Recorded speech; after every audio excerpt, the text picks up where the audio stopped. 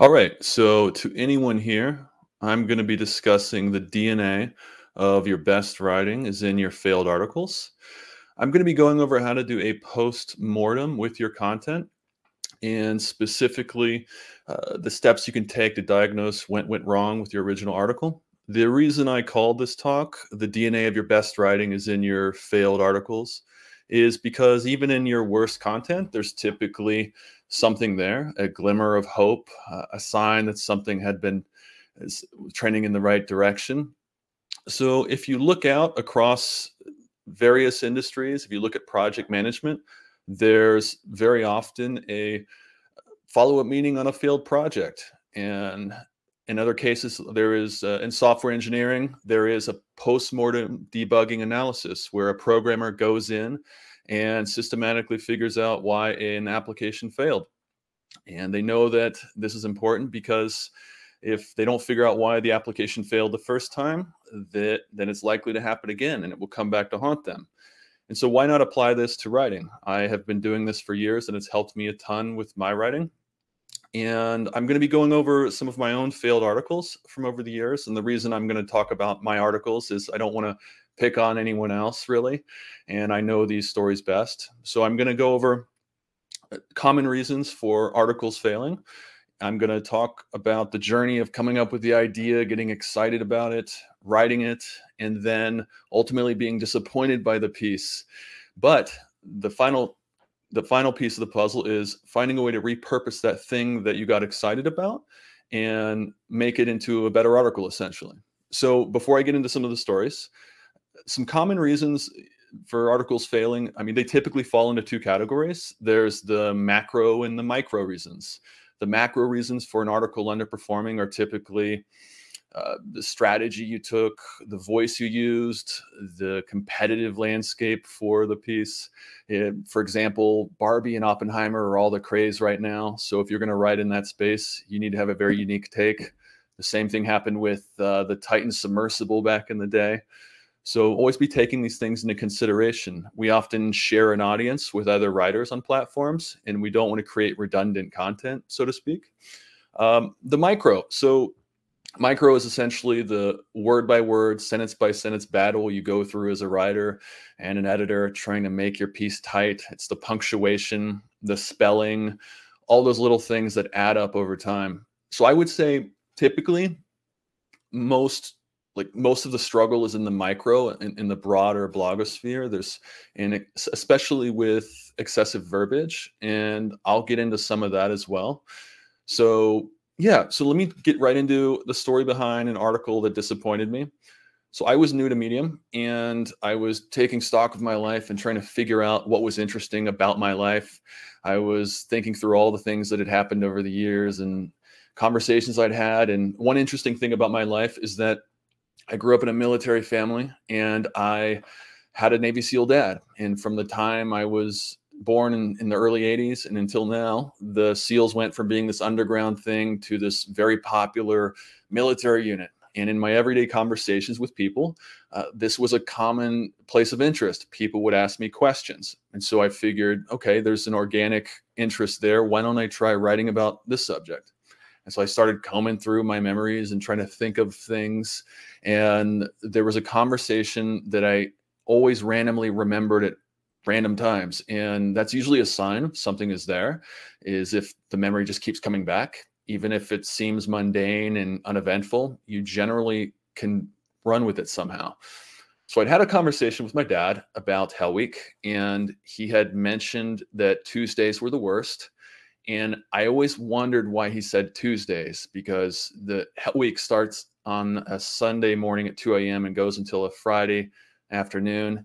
And you have no sleep and you're freezing cold for the whole week. And I mean, when I say no sleep, I mean no sleep. It's Sunday to Friday. So you would think that Thursday or Friday would be the worst. Well, I eventually realized why he said Tuesday, and I thought it would be a good premise for an article.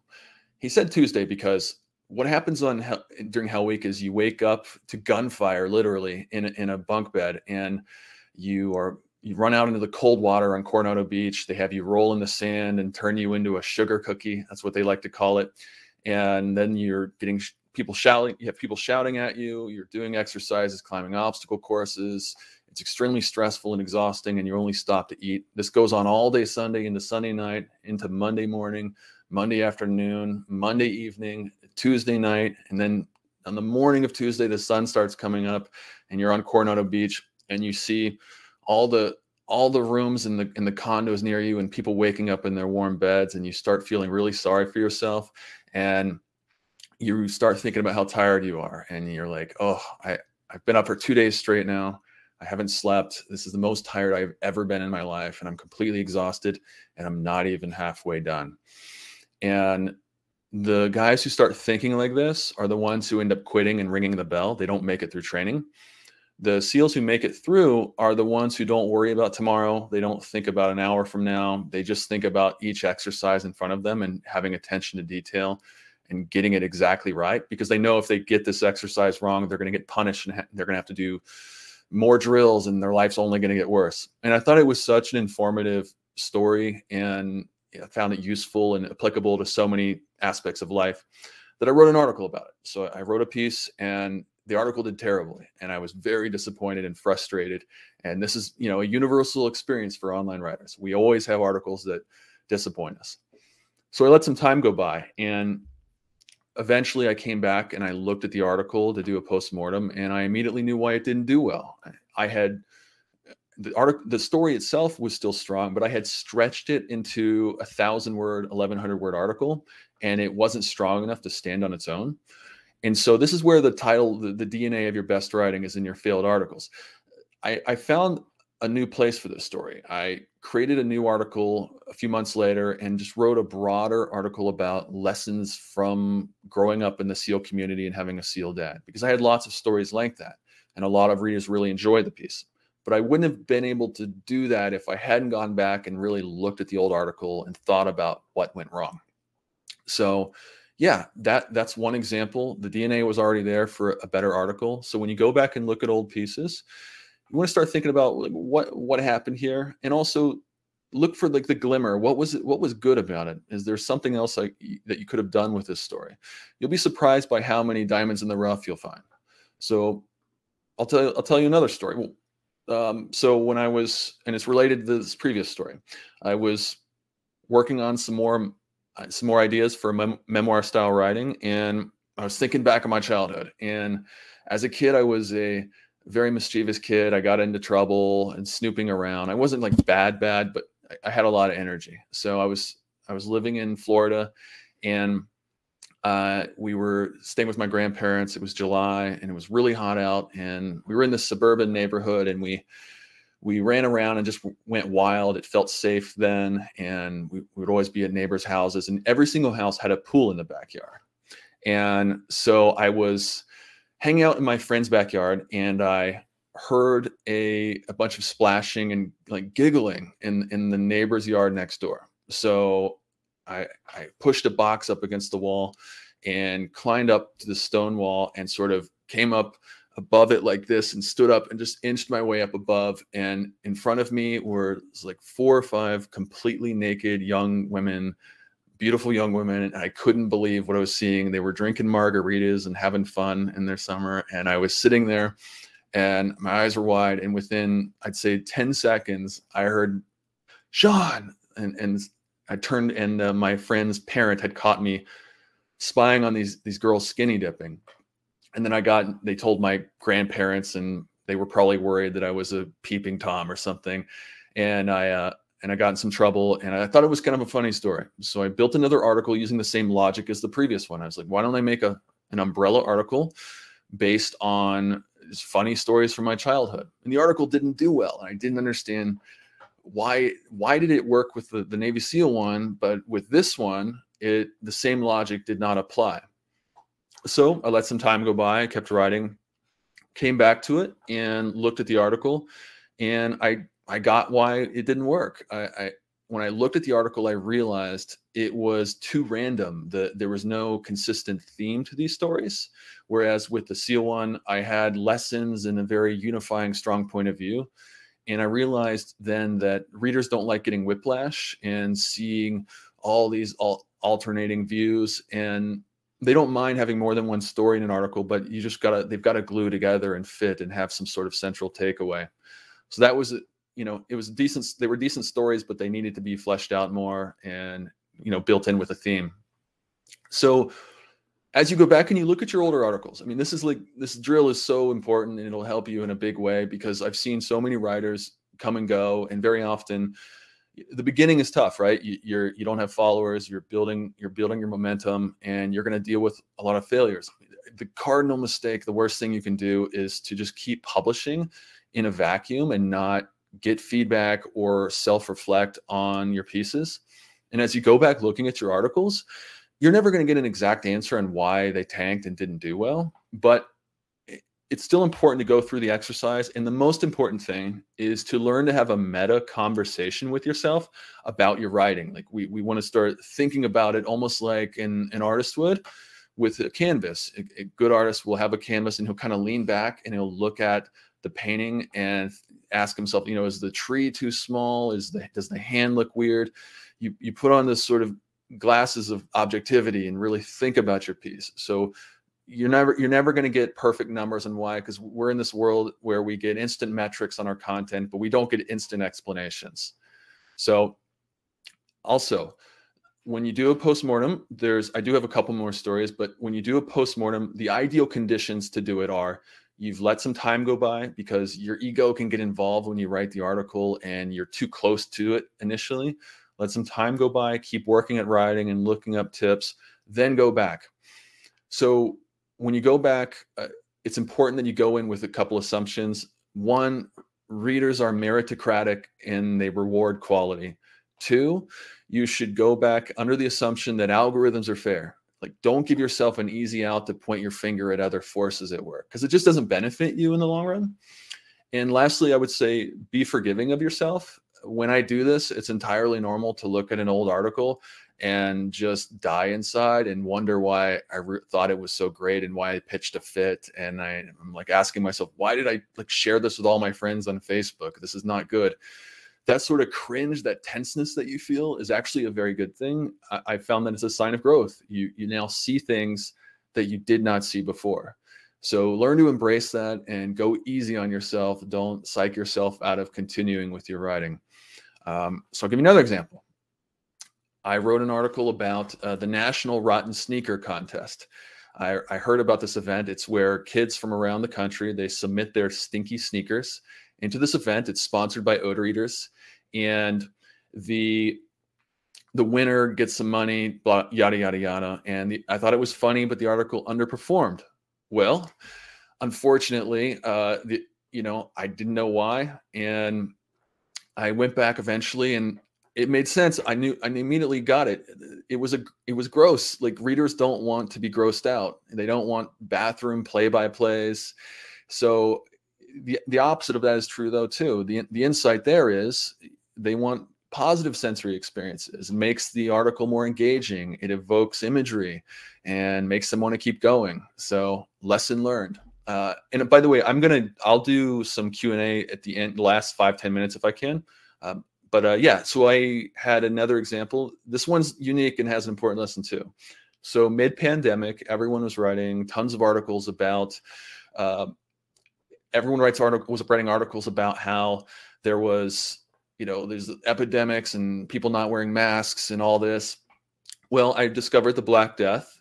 And if you don't know, aka the plague, it's when 75 to 200 million people died. And it was just a global catastrophe. It eradicated Europe's population.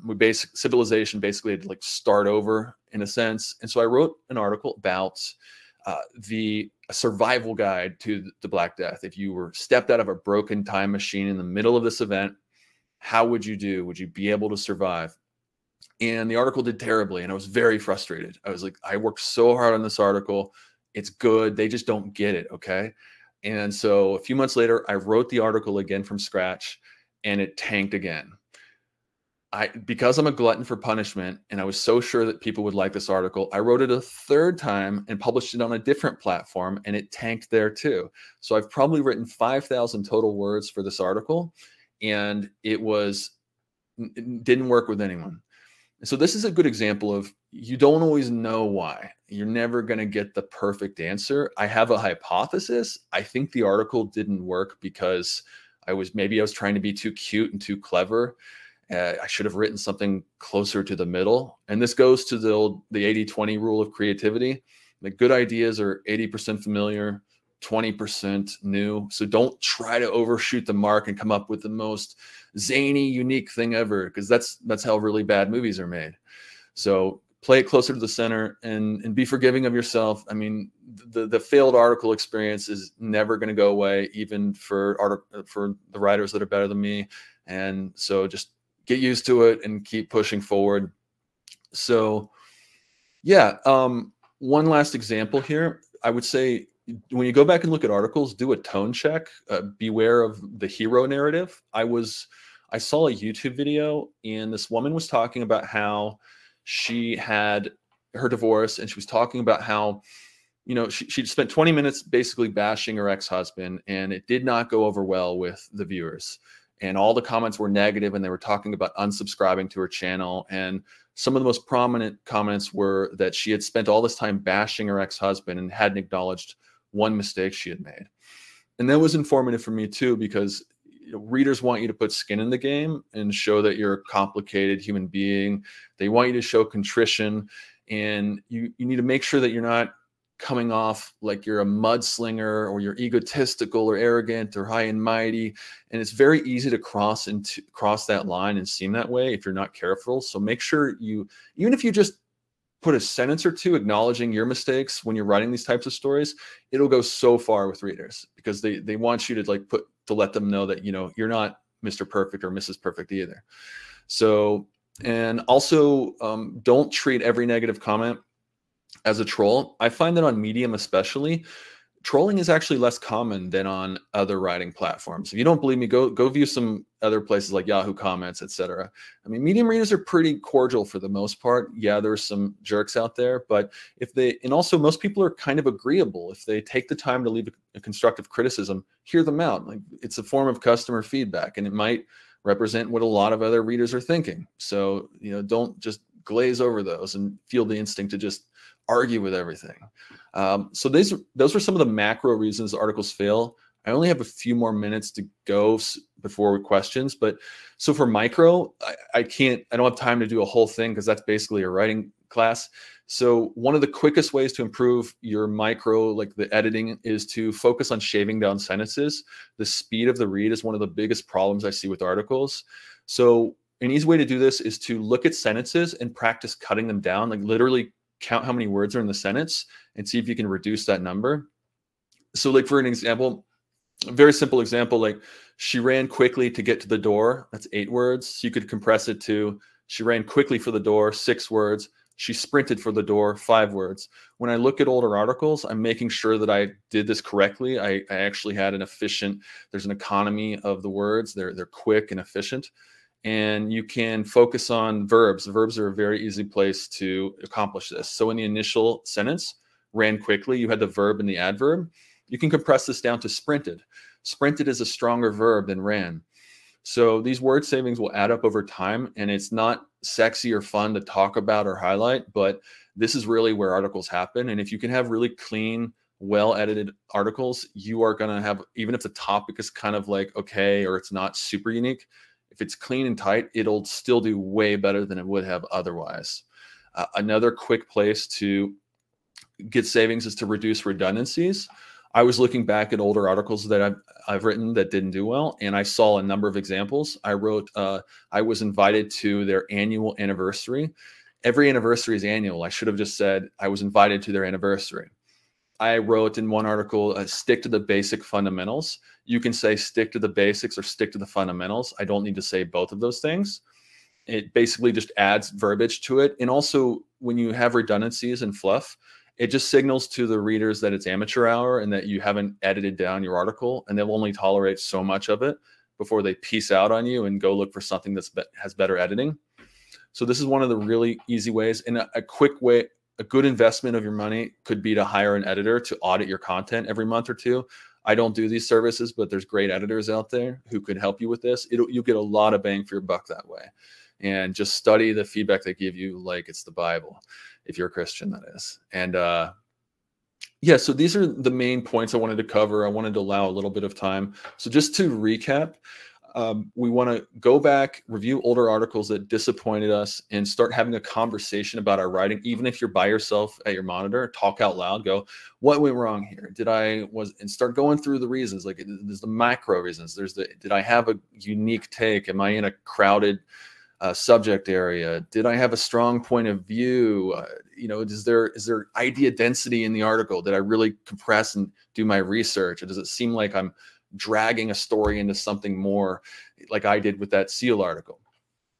Do the micro check, proof it, go through it, make sure the ideas are, you've edited down the sentences, you're using strong verbs and good sensory experiences. You don't do the gross stuff with the sneakers and the bathroom humor, or you're going to chase off a lot of readers. Every reader is on a spectrum of tolerance for gross stuff and other, offensive material. So, and lastly, as you go back, be forgiving of yourself and understand that it's totally normal and expected to go back and really feel like cringy when you look at older content. That's part of the cycle of life and doing this. And really just remember that, like, with writing and when you're struggling, it's really a packaging problem. It's a matter of when you sit down and you're excited to write, you're excited about something. That's why you're writing. Go back to what was that thing you were excited about? Figure out a way to package that and make that energy as strong with the reader as it was with you, because you're excited about it for a reason. So it's just a matter of translating that and making it digestible. But yeah, that's the main stuff I had. Let me see. I'm new to this. We can do some questions if y'all want to talk. So yeah, I'm just looking at the chat. I guess you can submit to the Q&A. Oh, here we go. Okay. Let me see. So if taking an old article a year or so, should I let the old article out and just rewrite it with my new knowledge, although the article might be similar? Yeah, it depends. It depends how much changes there are going to be. And you don't want to have redundant content with the reader, but I would take it on a case-by-case basis. I often just rewrite it from scratch because I want to have a new voice with it, but I'll reread it before I do the rewrite. So, okay, can writing DNA mutate? Yeah. I think writing, I don't know if it's a joke question, but it's still relevant, right? So writing, like, you can take an idea and make it into something that's just more interesting and pivot it all. There's no rules. That's the fun part of doing this. But yeah, hopefully your article doesn't get cancer, right? And that's the thing. Like, you are going in and you're kind of like a homicide detective when you look at these older articles. You're going in with your glasses and you're asking, like, what killed this piece? Like, what was the cause of death here? We need to really inspect and be almost like a scientist as we look at this piece. But yeah, Anonymous said, how do you deal when you get 0 claps? How do you bounce back and tell yourself to move the fuck on and write another one? Yeah, so I know that feeling so well. Yeah, initially it's so daunting and annoying when you've got just nothing happening and you feel like you're writing in a vacuum and with an audience of 0. But it's just crazy so when I look at students that I've worked with over the years, the ones that have done well have not necessarily been the most talented ones. They're the ones that just have this stubborn resilience and this desire to figure it out, like to crack the code and keep going. And they're writing and they're getting 3 views, 0 claps, 2 views, 0 claps. And then one day it's like there's a match to a fire and one of the posts just explodes and goes to thousands of views. And it's the coolest thing to watch happen, because I went through that journey myself. And I think this is true of a lot of creative professions. You go in and I was listening to Jim Gaffigan talk about this when he started doing stand-up comedy. He said that he struggled for so long and his friends would tell him he was crazy. You've got to stop. You've got to get a real job. This is not working. And eventually he became one of the most successful comedians of all time. So yeah, you kind of have to, I think if you think about it through the perspective of a simple arithmetic problem, if you can continue writing and you can continue getting better, if you map that equation across time, you're bound to have something happen. I mean, we're not trying to get a hit album. We're not trying to sling CDs at radio stations to get, scarcely available record contracts. We're riding on an open platform that has discovery, that gives us opportunities and the ability to gain a following. So really, I think the most important thing is to be passionate about the actual writing, and just don't get so caught up on the comparative thinking with followers and internet points, because it's the death of so many potential writing careers. So let me see. We got chat here. Any questions? Yeah. Yeah. So, I mean, the main points still stand. Just, I've heard you read a medium and read in core. Now you hear yep, this is my voice. And yeah, if there's any more questions, feel free to chime in. But I mean, the big thing too, like, thinking back through ideas, I mean, thinking back through your life is a great way to find ideas. I've gotten so many of them that way. And when I was coming up with our articles, moderation. I'm so sorry. I'm still learning how these work here. What is this? Okay. So when you're looking back through your memories, you would be surprised by how many sort of boring seeming stories from, just a table, like a dinner table conversation, ended up being like so much more than that. And it really helps you actually think about human nature and why people say certain things and their motivations and insecurities. And so, yeah, I mean, always be brainstorming, always be drafting. I would say in terms of coming up with the ideas, you should always be thinking about, like, creativity is, person here. Do you have a question, sir? Hold on here. Okay, guess not. Yeah, so remember that your creativity, your creative winds are going to blow at various times. When you feel creative, like I feel like it comes to me, and I feel like the ideas are pouring out of me. It's really important that you get to a device where you can write down the ideas and be prepared to draft and expand upon them, because your memory is like not to be trusted. I swear. There's something about when you get into creative mode, it like shuts off your long-term memory, and you just can't even trust anything that you think you're going to be able to remember later. So yeah, you'd be surprised by how many ideas are out there potentially. And yeah, just take time to review your older content. I hate it when I see these rants about article performance. And, I've had my views and earnings have gone down so many times. I have been through some harrowing experiences at various points in recent history, and it's totally normal to struggle and to just have to power through it. I mean, I just don't think anything is gained from ranting and wanting to point your finger at various forces. So, treat it like a scientist, go in, review your older content, look for ways to grow. And yeah, I mean, unless there's any further questions, we can call it, but it's been great. So yeah, I hope to see you all on the other side. It's been fun, and we'll talk again. And yeah, that's all I got. So bye for now.